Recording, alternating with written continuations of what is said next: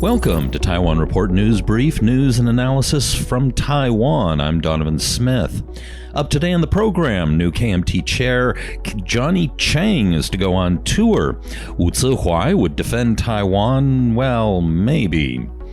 Tons of government activity on the coronavirus. Macau thinks we're a domestic audience. Foreign Minister Wu is on the attack again, and a bit of pop-up silliness. But up first, from the Taipei Times, Ke weighs in on alleged affair in letter. Taipei Mayor Ke Wen-je, chairman of the Taiwan People's Party, yesterday in a letter to TPP members, shared his thoughts following an alleged extramarital affair involving two party members. The party on Wednesday expelled Taipei Culture Foundation Deputy Chief Executive Jiang Yishan, who was allegedly having an extramarital affair with TPP caucus assistant Tsai Yifang. The party, in a statement, said that Chiang was expelled because it had evidence of him discussing negative campaign strategies with a representative of another political party without the authorization of the TPP. Chiang, in a separate statement, said that he would resign his post at the foundation after a magazine published photographs of him being intimate with Tsai during office hours. Quote, I told the media I was shocked when I first heard the news, and the shock slowly turned into anger. However, 2 days later, when I thought about it more calmly, I felt ashamed for the most part. Ke Wen-je said in the letter, which the party said was sent only to its members and not published on social media. Ke went on to say Chiang was competent at his foundation post, which requires skills in public relations, coordination, and keeping up with the latest trends in society. Now, this is interesting. So we've got this person here now. It has been in two scandals. One is apparently discussing with another political party, quote, negative campaign strategies, whatever that means, and also a sex scandal. This is not a good look for a new political party. Now, this is a very interesting quote down near the bottom of the article. This is something that Ke Wen-je said here. My aides have been constantly reminding me over the past year that I am losing fans, with some of them even becoming my haters. For that, I will reflect deeply on myself. I will continue to build better systems for the party and never stop changing Taiwan's political culture. Well, we'll see what happens. All right, moving on to the official KMT website, and they quote or translate a bit or summarize a bit of a UDN article. Now, the interesting part about this article is he just finished up this meeting with Han Guoyu down in Kaohsiung, which we've talked about over the last few days. However, there's what I found interesting is two things about this. Chiang has also planned to follow the same pattern of the Jianghan meeting to meet with the other 15 city mayors and county executives of KMT affiliation within 2 weeks in a bid to cooperate with them on the basis of division of work to promote city and county governance with an emphasis on connecting with the masses. So this is interesting. Now, going on, it says, in addition, Chiang was sworn in as KMT chairman nearly a week ago, but major party personnel lineup under his chairmanship has yet to be finalized. According to informed sources, Chiang is inclined not to appoint any vice chairman of the party. Now, I'm not entirely sure why that is. Hao Longbin was previously a vice chairman, and he said all that entailed was showing up for work. Now, he's been talking about, Chiang, of course, that he wants to listen to a new, larger committee, and perhaps he figures that the vice chairman would just simply add another layer. What's also interesting is that on this tour, he took it with several KMT legislators, Lin Wei-zhou, the KMT Legislative Party whip, and Jiang Wanan, who is the KMT caucus whip. So it looks like they want to improve the profile of those two people. Jiang Wanan, of course, a great-grandson of Chiang Kai-shek and grandson of Zheng Jingguo, he may be eyeing a run for Taipei mayor. That's what the rumor mill says in 2022. Okay, moving on to a local news report here, New Talk. It appears that Wu Sz-huai in a radio interview had some interesting things to say. He says, among other things, if you want to criticize or insult China, as he puts it here, let's see if I can find the quote. He says, if insulting the Chinese communists would improve the cross-straits relationship, then he would jump up and down and insult them every single day. But being moody doesn't solve any problems, is what he says here. Now, this is also interesting. He says that people's suspicion that he believes that Taiwan is challenging China is not accurate. He says the opposite. He says that he supports Taiwan and the Ministry of National Defense, the Minister of National Defense, Wen-je, their policy of no challenge, no avoidance, but not fearing war as the cross-strait policy. But however, he says everybody should be cautious.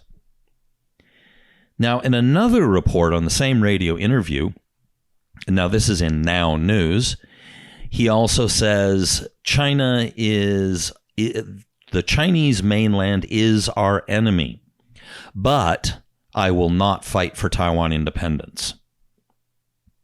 In other words, he'll fight for the Republic of China against the enemy, so as he puts it, mainland China, but not for Taiwan if it were to declare independence. This also goes on to yet another report on the same one, also in New Talk. He says that he still wants to be on the the Military and Foreign Affairs Committee. Now, of course, he's a retired brigadier general. However, he didn't draw a lot to be on that committee. So he's on, I believe, the Environmental Committee. But he wants to be on that committee. Now, a lot of people have, as I've noted over the last few days, he's a controversial figure. He, of course, stood at a memorial for Sun Yat-sen for the Chinese national anthem. This was held in China. He stood for the Chinese national anthem and attended a speech by Xi Jinping. And a lot of people are concerned that he may be something of a Manchurian candidate from the Chinese side. So people are keeping a strong eye on him, and he's trying to allay concerns.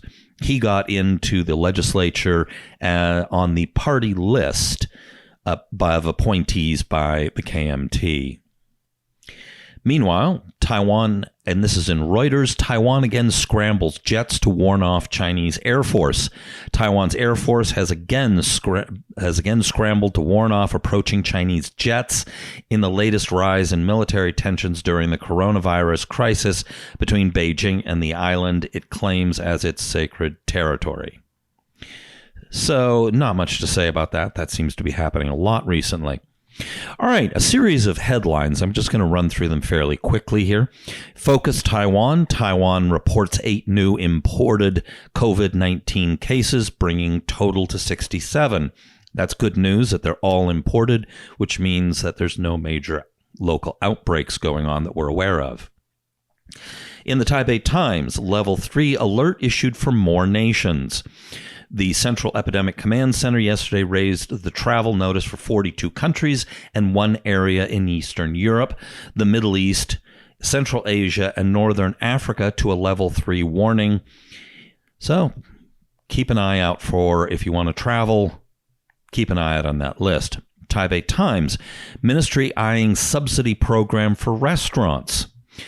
Goes on to say here, to mitigate the impact of the outbreak, restaurants have been turning to food delivery platforms such as Uber Eats, Food Panda, and Deliveroo to boost sales. But the approach comes at a cost. The providers charge commission fees that are 30 to 40% of the cost of the delivery. Quote, we are drafting measures to subsidize commission fees as restaurants are suffering, said the Minister of Economic Affairs. In the Taiwan news, Taiwan to give each household 4 vouchers to counter impact of coronavirus. Each household could soon find 4 vouchers, each worth 200 NT, in its mailbox as part of a government campaign to counter the effects of the Wuhan coronavirus epidemic in the economy. Contrary to earlier reports, the vouchers can be used anywhere in Taiwan, though each of them targets a different category, the cabinet announced Thursday. One voucher should be used at restaurants, another at shopping districts. A third one should be used to pay for cultural or artistic activities, while the fourth has to be spent at night markets, other markets, or factories open to tourists. In focus, Taiwan to allow tax payment delays for 1 year due to pandemic. Taxpayers who suffer from the impact of the COVID-19 pandemic will be allowed to postpone their tax payments for up to 1 year or pay their taxes by installments for up to 3 years. In RTI, Taiwan to offer government loans to struggling airlines. In focus, Taiwan, teachers barred from overseas travel under cabinet decisions. Now, I'm not entirely sure the legality of this, but apparently all students and all teachers at senior and junior high schools, as well as elementary schools around Taiwan, will be prohibited from overseas travel until the end of the current semester. Obviously, the logic makes sense because the schools are very enclosed areas. But again, the legality, I'm not entirely sure about that. Moving back to RTI, Taiwan tightens port inspections amid outbreaks. They also note that they're keeping an eye out for African swine flu, which, just in case you have forgotten about it, that is a major problem that has caused major pork shortages in a lot of countries as it's killing off all the pigs. Not all of them, large number of them. In focus, Taiwan now making homegrown protective gowns. Essentially, they've stopped importing them, they have been importing them from DuPont. They traditionally imported them from China, but now local companies are upping production. All right, into the Macau news. The government of Macau announced on Monday that as of midnight, whoever arrives in the territory from any country or region, with the exception of mainland China, Taiwan, and Hong Kong, will have to be quarantined for 14 days. In other words, the Macau government is claiming or considering Taiwan as domestic. Moving on to town hall, Taiwan foreign minister pushes back on Chinese propaganda. We accurately call it Wuhan pneumonia coronavirus. During an interview with conservative talk radio host Hugh Hewitt Monday morning, Taiwan Foreign Minister Joseph Wu pulled back on the Chinese Communist Party and pushed back on the Chinese Communist Party and explained how officials in his country have been accurately calling the disease the Wuhan pneumonia coronavirus. Quote, when the coronavirus started in Wuhan, we sent our CDC officials and experts to that area to make an investigation. And we knew that there was something wrong in that place. But the Chinese government officials were rather quiet about the real situation. And I think right now the world already knows where it started. And that is the term that we use to describe this kind of coronavirus. We call it Wuhan pneumonia coronavirus, Wu said.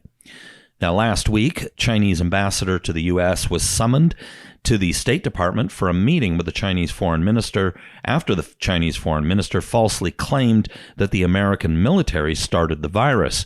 The Chinese Communist Party has also tried to tamp down criticism and responsibility for the world outbreak by claiming the classification of the virus as Chinese or from Wuhan is racist. All right, and wrapping up the show, in RTI, a little bit of pop-up silliness here. All right, so the health minister, Chen Shi-chung, his success in protecting Taiwan from COVID-19 has made him so popular that people want a miniaturized version of him on their desk. This cartoon pop-up of the health minister was created by local artist Ton Xu. Xu is sharing the files for free online so you can make your own mini Minister Chen for your desk. Tan says she's been watching the Central Epidemic Command Center's daily press conferences and thought it would be fun to make a character of Minister Chen. It only took her one afternoon to complete it, and people are absolutely loving it. Up next, Tan says she's planning to make a similar pop-up for Digital Minister Audrey Tang. All right, unlike normally, I'm not going to encourage you to go to report.tw because right now it is down. We're doing some redesign and some reorganization on the site, which I'm really excited for. So I'll be announcing when it's back up soon. The news is ongoing. Be sure to tune in tomorrow.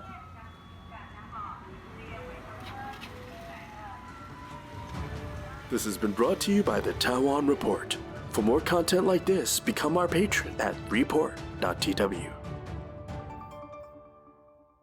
哎呦，就是那个台湾狗啦，最喜欢我的台湾狗了。